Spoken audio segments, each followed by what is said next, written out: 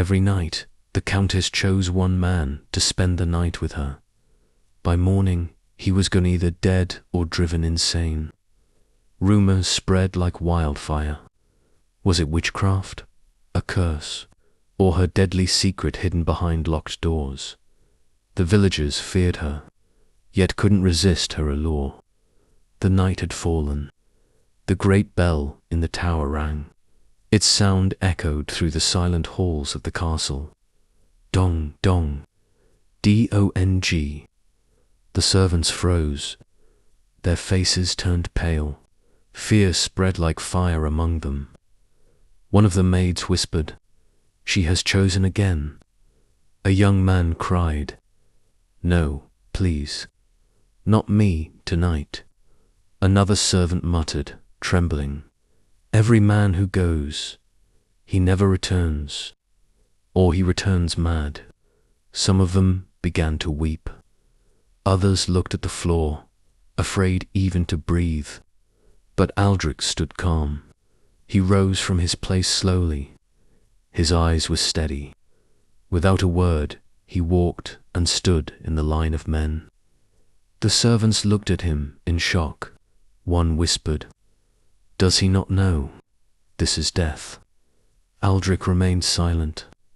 His jaw was strong. His heart was firm. The great door opened. Countess appeared. She wore a black gown, long and flowing. The candles on the walls shone on her face. She looked like a vision. She looked like the moon in the darkness.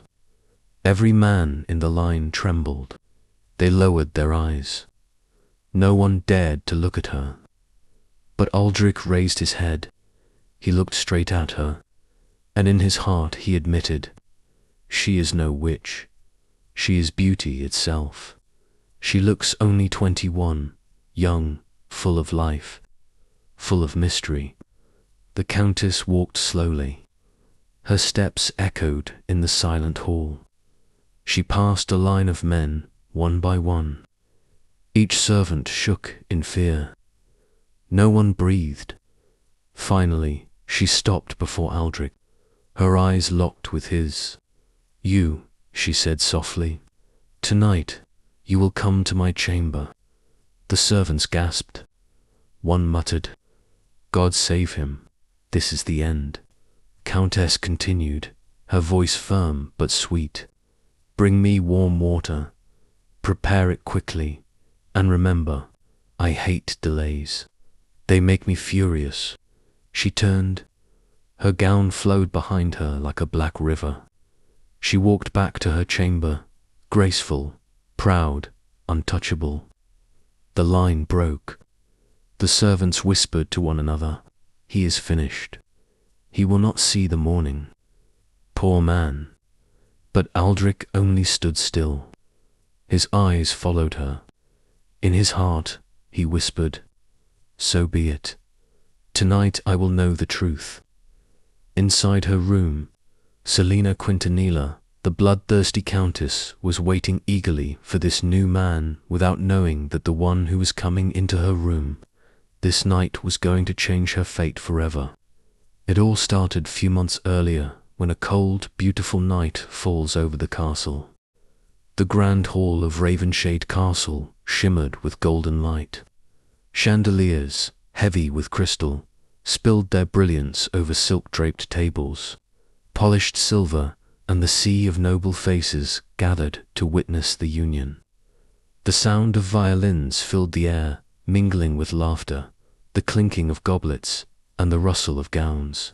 Countess Selina Quintanilla, dressed in ivory silk embroidered with threads of gold, walked gracefully beside her new husband, Lord Victor Ravenshade.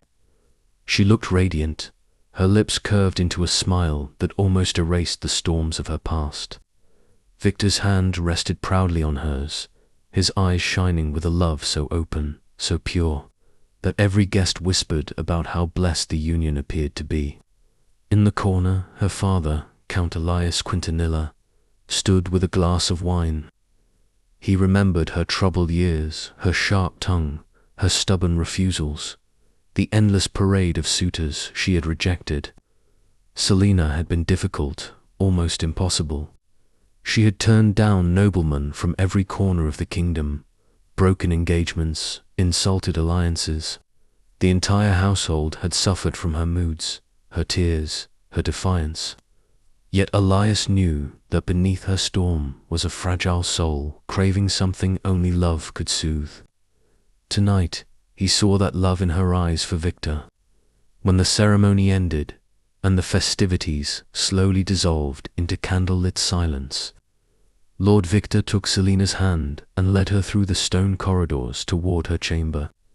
They entered the bridal chamber, a vast room where the fire burned low in the hearth, throwing golden shadows across velvet curtains and the carved canopy bed. Victor gently lifted her veil, revealing her luminous face, and kissed her forehead with reverence. "You are the most beautiful gift this world has ever given me," he said. Selina laughed softly, brushing her fingertips across his cheek. "And you are the only man I ever wished to belong to." Victor drew her close, holding her as though she were fragile crystal. His embrace was strong but tender, the kind that promised a lifetime of devotion. They sat on the edge of the bed, whispering promises about dreams, about children, about lands they would visit together. That night, their closeness was filled with warmth, innocence, and trust. The walls of the castle seemed to sigh with relief, as if the long-awaited peace in Selina's soul had finally arrived. But peace, as it always does in cursed places, was fleeting. At dawn, the first cry broke the silence. A woman's scream ripped through the corridors, sharp as a blade. Count Elias jolted awake in his chamber. For a moment, he thought it was a nightmare. Then another scream followed, joined by the frantic footsteps of servants racing past his door. His heart pounded as he threw on his robe and rushed out, still in his nightclothes. "Where?" he shouted, grabbing a trembling maid by the arm.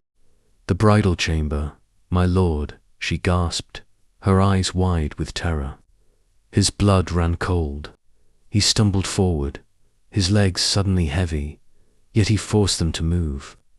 The hallway seemed endless, lined with faces pale with dread. When he reached the chamber, the door was already flung wide open. Guards, servants, and ladies-in-waiting stood frozen at the threshold, whispering, trembling, their eyes locked on something inside.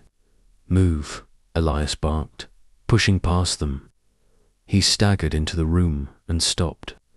Selina sat upon the great bed, her white gown tangled around her, her eyes wide and hollow, staring into nothing. There were no tears, no screams.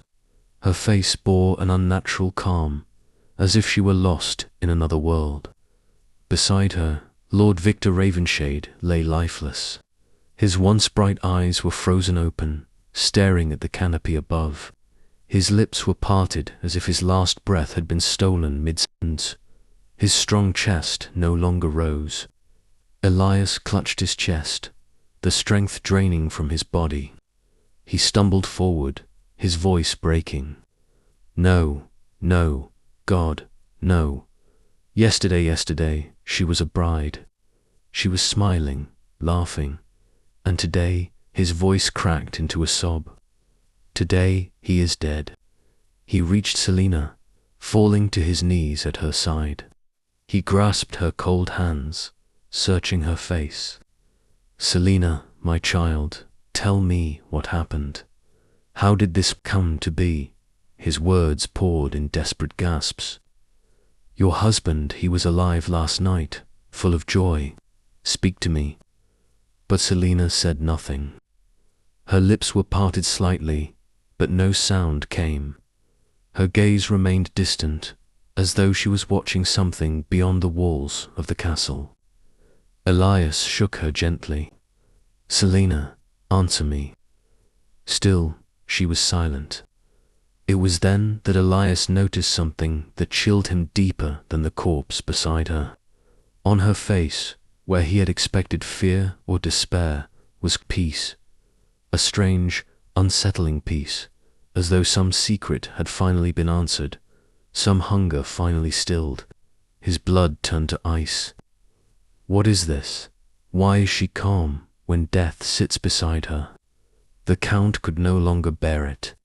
He rose, his legs trembling, and looked upon the body of Lord Victor again. Elias pressed his forehead into his palms, his voice cracking in anguish. What curse has fallen upon my house? The chamber, once filled with romance and hope, now stood drenched in silence, broken only by the muffled sobs of servants outside. And Selina, Countess of Ravenshade, sat perfectly still, her hollow eyes shining with that inexplicable calm, as if the darkness itself had chosen her as its bride.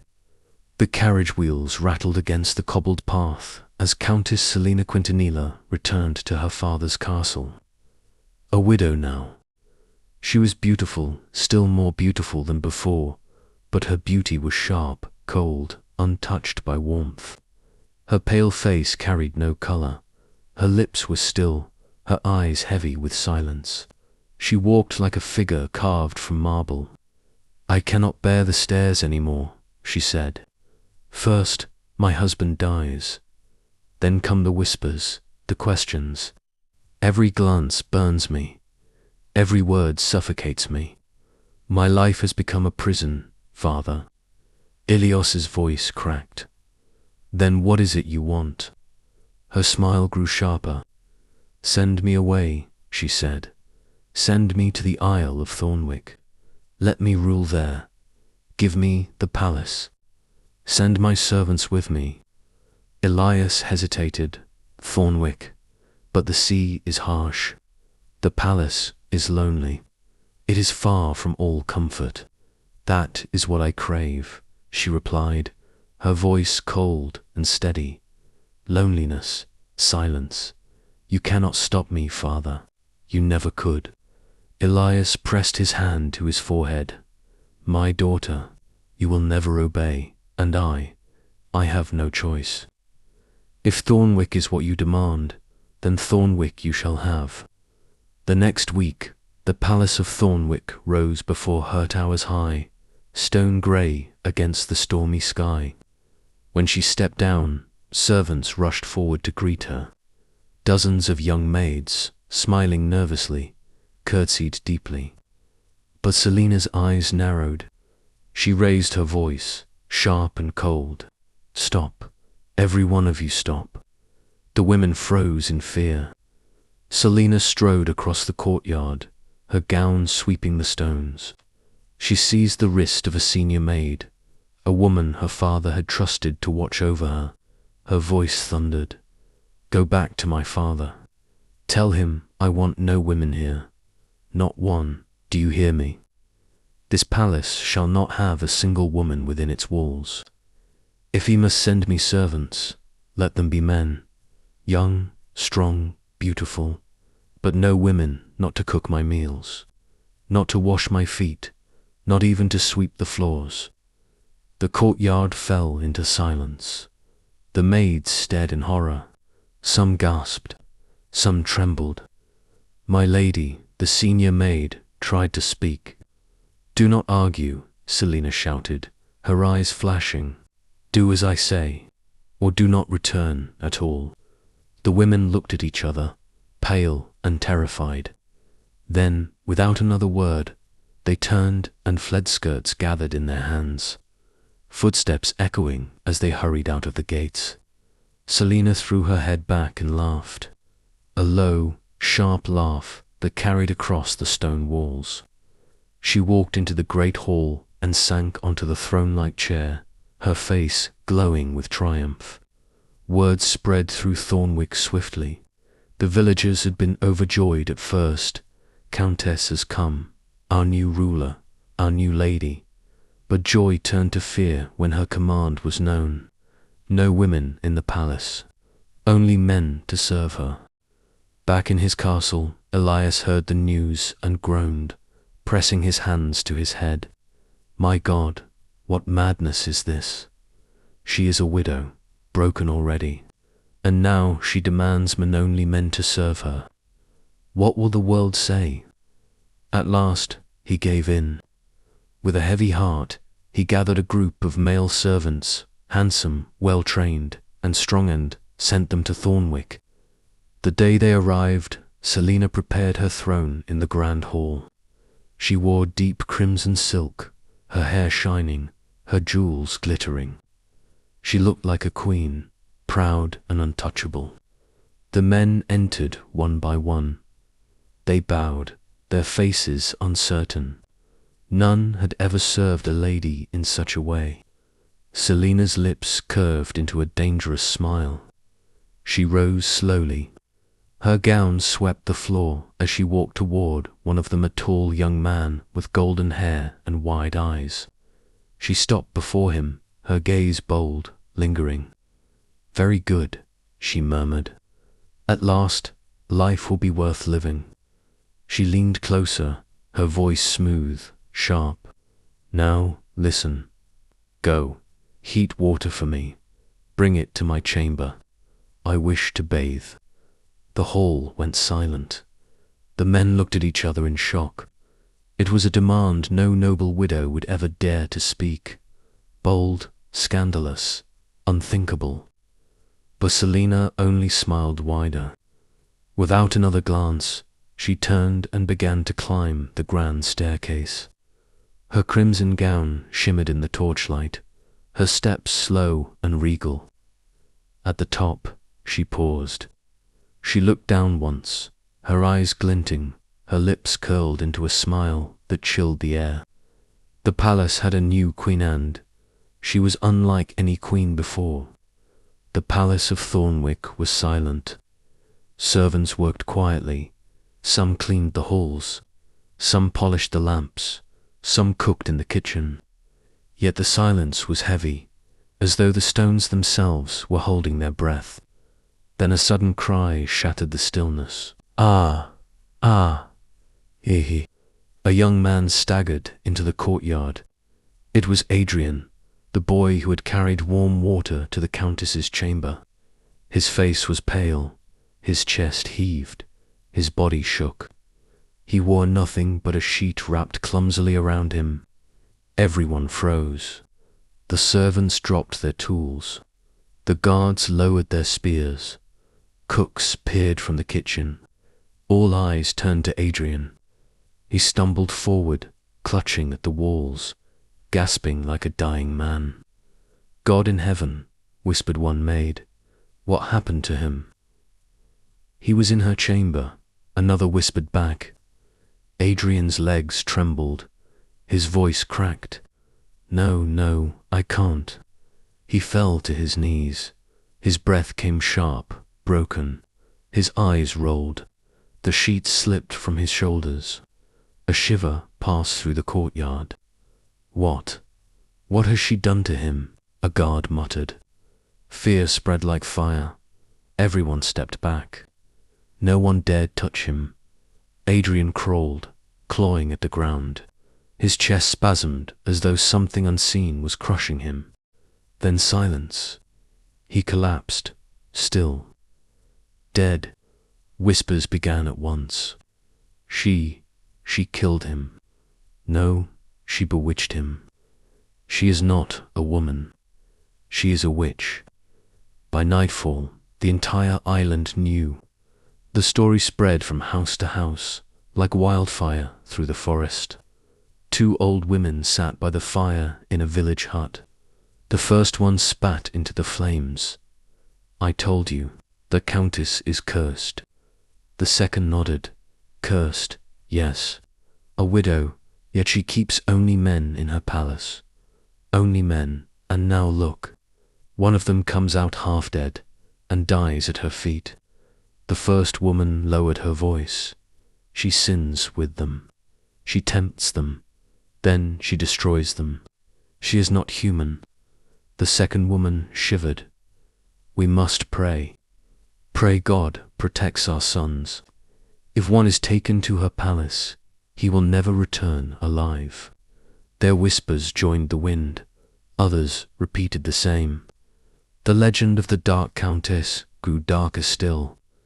That night, the palace torches burned high. Shadows danced on the walls. A slow creak of a door echoed. Selina, the Countess, emerged. She wore black silk.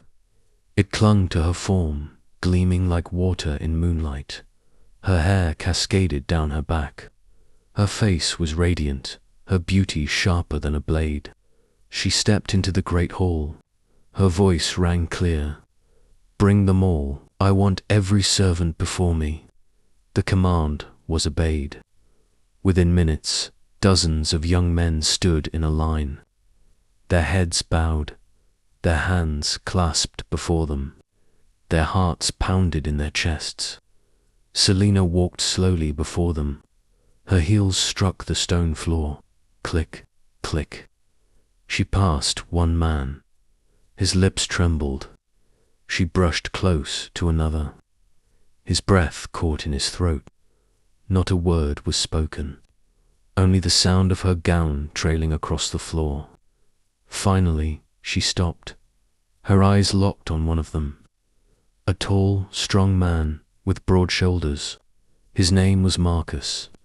Selina smiled, a smile that chilled every heart. "You," she said softly, pointing at him. "Tonight, it is your turn." Marcus lifted his head, stunned. "Come to my chamber. Bring hot water. You will serve me well." Her smile deepened. "Do not keep me waiting." Gasps whispered through the line. Selina turned with a graceful swirl of her gown.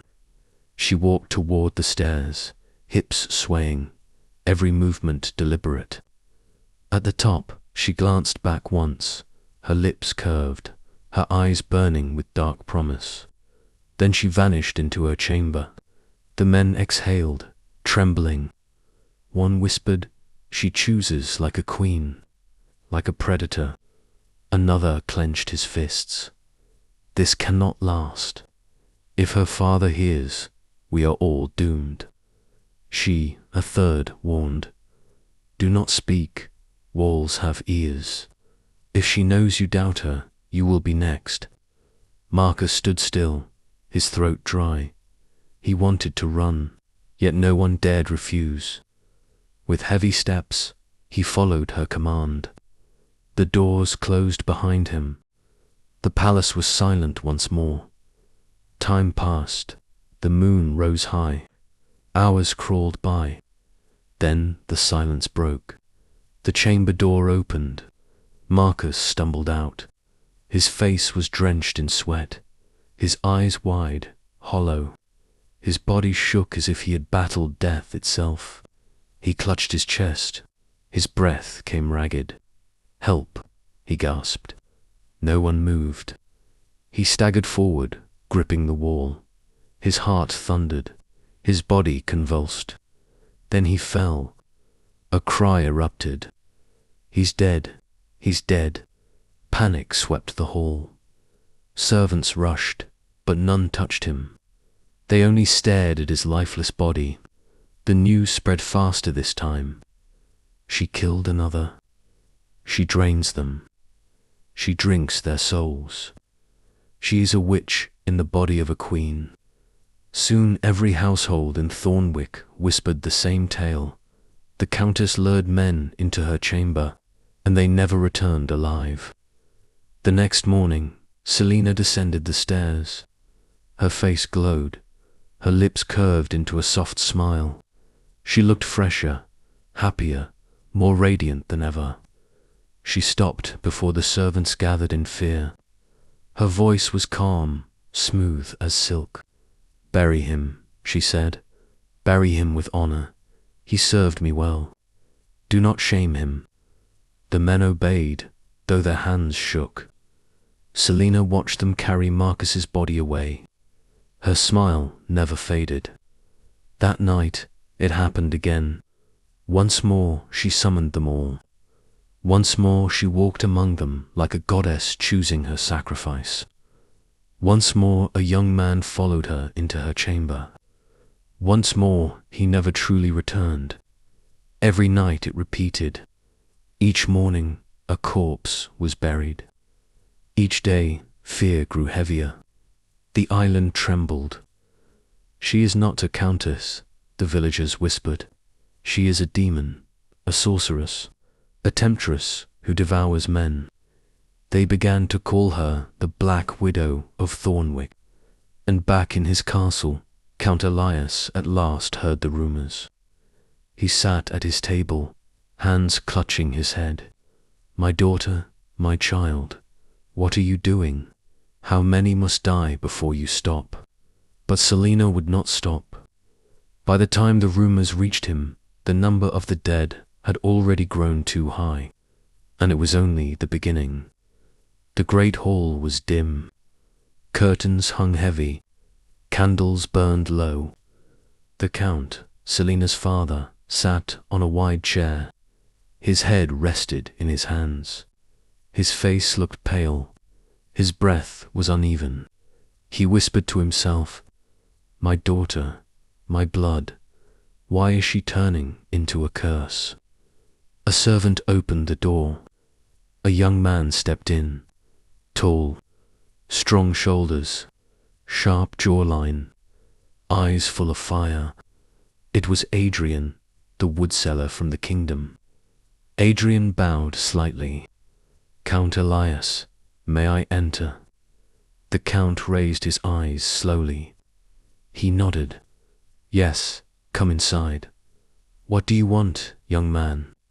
My heart already carries a heavier weight." Adrian frowned. "Forgive me, my lord, but I see sorrow on your face. What troubles you so much?" Elias looked at him for a long moment. Then he said in a broken voice, "You must have heard the whispers." Adrian's eyes narrowed. "Yes, they speak in the villages.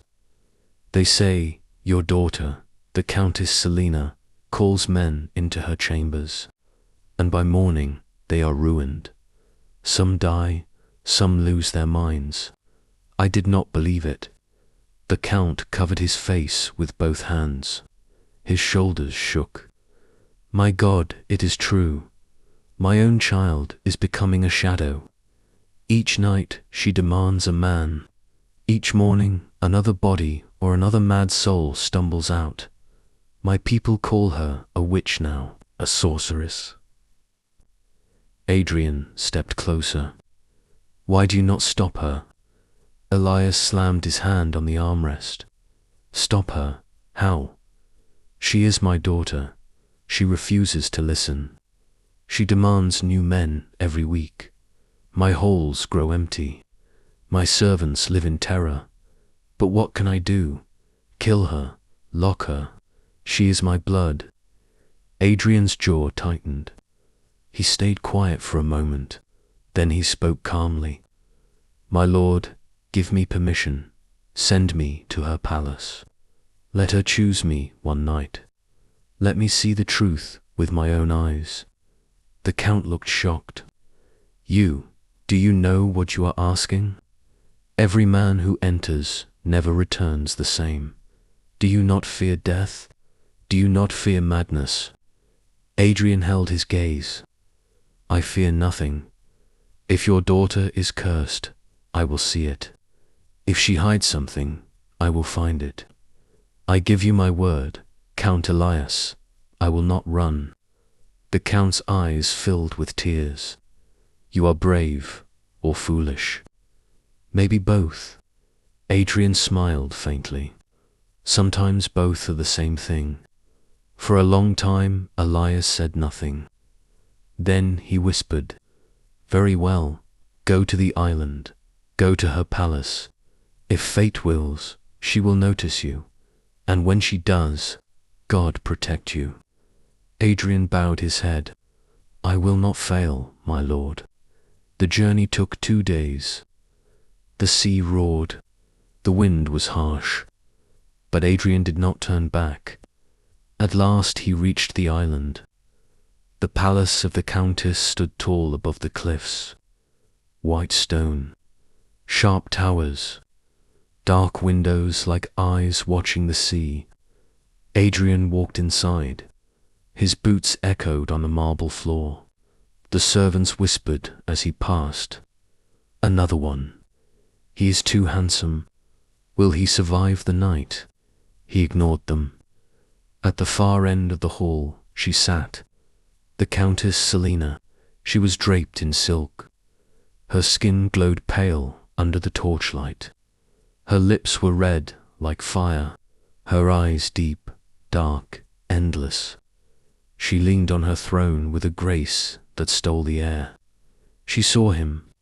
Her gaze did not move away. Slowly, a smile curved her lips. In her mind, she thought, this one, oh, this one is different, stronger, braver, more beautiful than the rest.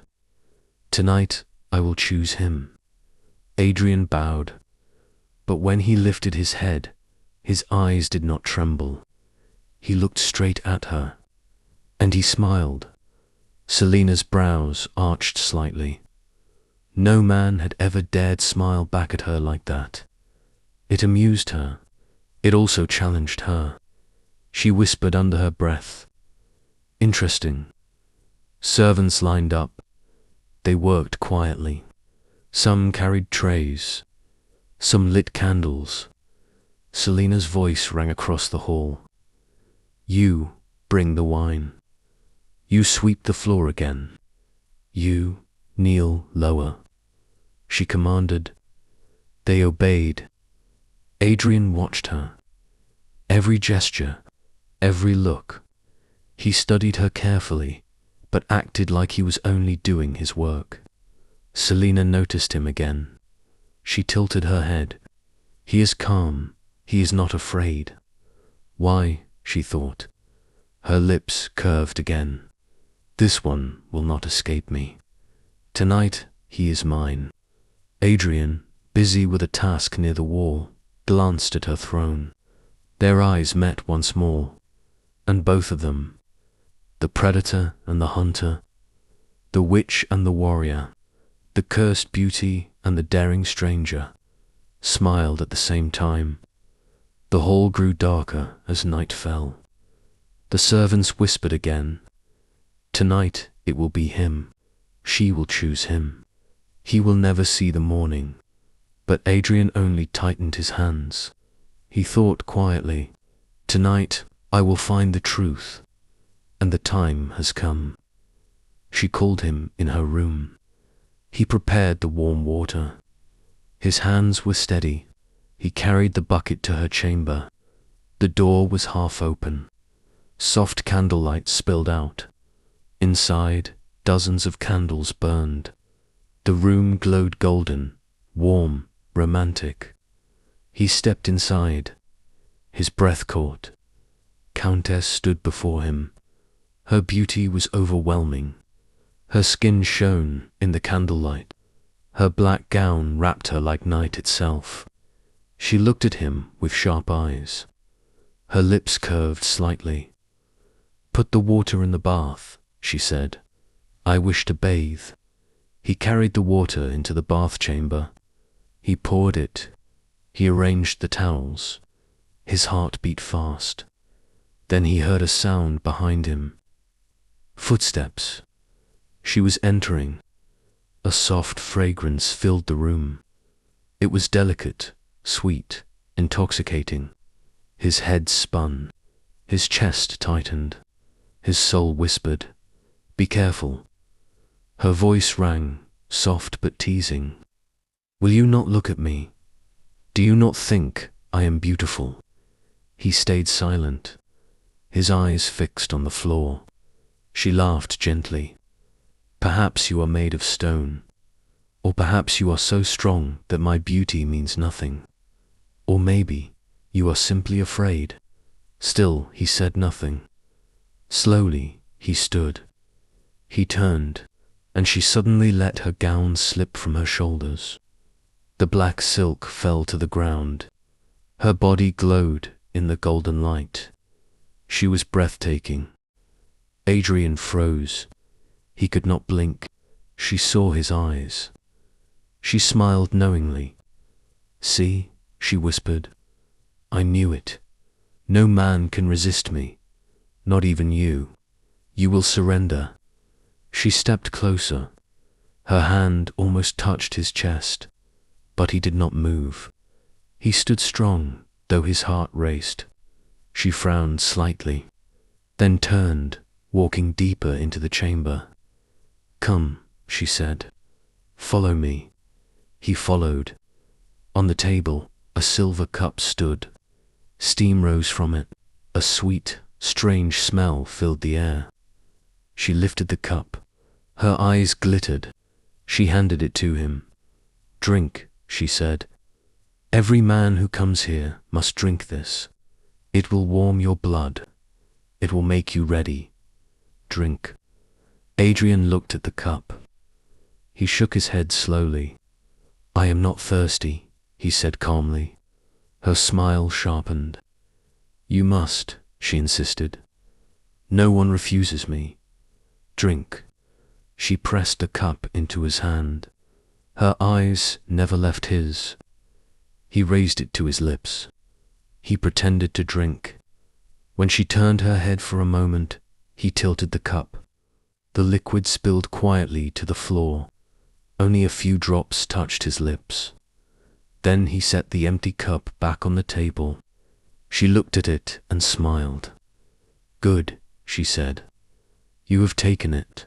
Now it begins." Suddenly she laughed. It was a sharp, wild laugh. Her eyes burned. "Do you know what will happen now?" she whispered. "Your body will betray you. You will burn. You will beg. You will scream. But I will not let you touch me. I never let them.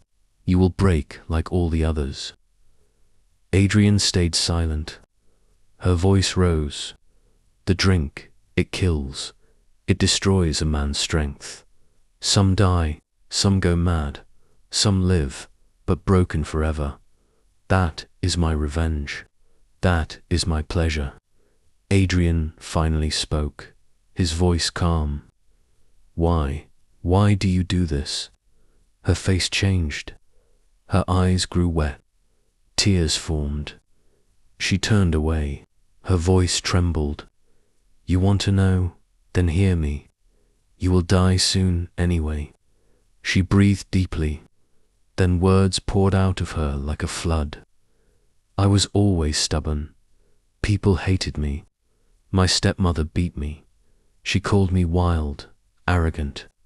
My heart was soft, but no one saw it. They all judged me." She wiped her eyes, but tears kept falling. "No man wanted me. No suitor stayed. At last, I found him. Lord Victor.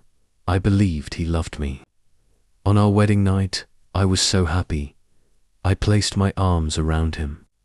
I was ready to give him everything. But then he left. He said he had something to do. I waited.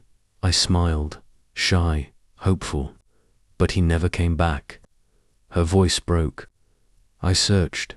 The castle was dark.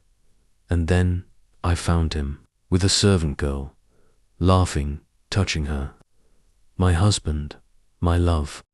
Her fists clenched. Her eyes blazed with old pain. My heart shattered. My joy turned to fire. That night I brewed the drink, the herbs, the poison, the medicine of madness. When he returned, I smiled. I gave it to him. He drank. By morning, he was dead. And I felt peace. Her lips trembled. Since then, every man who enters my chamber drinks it. Every man suffers. Every man pays. It is my revenge on all of them. On him, on the world." She stopped. She looked at the hero. Her chest rose and fell. Her tears glistened. Adrian stood silent for a moment. Then he asked softly, "And now, why do you tell me this?" She looked into his eyes. Something stirred in her face. A softness, fragile, new, because, she whispered, Because you are different. You did not beg. You did not try to touch me. You looked at me as if I was more than my beauty. Why are you not like the others? Adrian stepped closer. His voice was gentle. Because love is not only flesh, love is heart, love is trust. A woman is not just a body, she is a soul, and I respect you. Her lips parted. Her eyes filled again. For the first time in years, someone had spoken to her with kindness. She whispered, "No one has ever said such words to me." He reached out.